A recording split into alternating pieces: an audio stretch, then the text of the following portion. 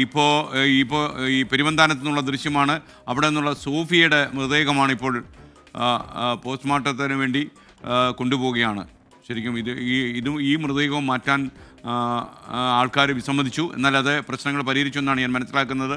ഇപ്പോൾ പോസ്റ്റ്മോർട്ടത്തിന് വേണ്ടി മൃതദേഹം കൊണ്ടുപോകുന്നു ഇടുക്കിയിലേക്ക് എന്നുള്ള ഇടുക്കിയിലെ ജില്ലാ ആശുപത്രിയിലാണ്. ഓക്കെ, പോസ്റ്റ്മോർട്ടത്തിന് വേണ്ടി കൊണ്ടുപോകുന്ന ദൃശ്യമാണ്. സോഫിയ, കാട്ടാനയുടെ ആക്രമണം മൂലം കൊല്ലപ്പെട്ട സോഫിയ. ടോബി ജോൺസൺ നമുക്കൊപ്പം ചേരുന്നു. ടോബി, എന്തൊക്കെയാണ് വിവരങ്ങൾ?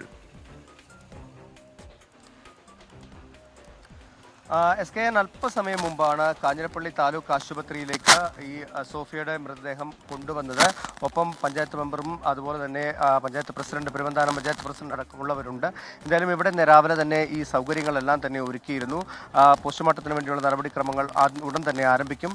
ഫസ്റ്റ് കേസായി തന്നെ ഇത് നടത്താനാണ്, ഈ പോസ്റ്റ്മോർട്ടം നടത്താനാണ് തീരുമാനിച്ചിരിക്കുന്നത്.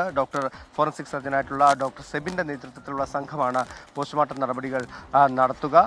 അതിനു മുൻപ് തന്നെ നേരത്തെ ഉണ്ടായിരുന്ന മുണ്ടക്കയത്തെ ആശുപത്രിയിൽ വെച്ച് തന്നെ ഇൻക്വസ്റ്റ് നടപടികളെല്ലാം തന്നെ പോലീസ് പൂർത്തിയാക്കിയിരുന്നു. അതിനുശേഷമാണ് അദ്ദേഹം ഇവിടേക്ക് കൊണ്ടുവന്നത്. ഇനി ഏകദേശം 1 മണിക്കൂർ, ആദ്യത്തെ കേസായിട്ട് തന്നെ എടുക്കുന്നതുകൊണ്ട് തന്നെ ഏകദേശം 1 മണിക്കൂർ 1.5 മണിക്കൂർ കൊണ്ട് തന്നെ പോസ്റ്റ്മോർട്ടം നടപടികൾ പൂർത്തിയാക്കും. അതിനുശേഷമായിരിക്കും വീണ്ടും ആ വീട്ടിൻ്റെ അവിടേക്ക് സംസ്കാര ചടങ്ങുകൾക്ക് കൊണ്ടുപോകുക. ഇപ്പോൾ ഇവിടെ ഉള്ളത് പഞ്ചായത്ത് മെമ്പറും അതുപോലെ പഞ്ചായത്ത് പ്രസിഡന്റും എല്ലാവരുമുണ്ട്.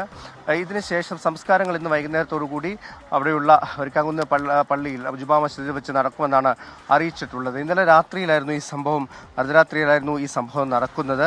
അതിനുശേഷം അവിടെ വലിയ പ്രതിഷേധങ്ങൾ നമ്മൾ കണ്ടതാണ്.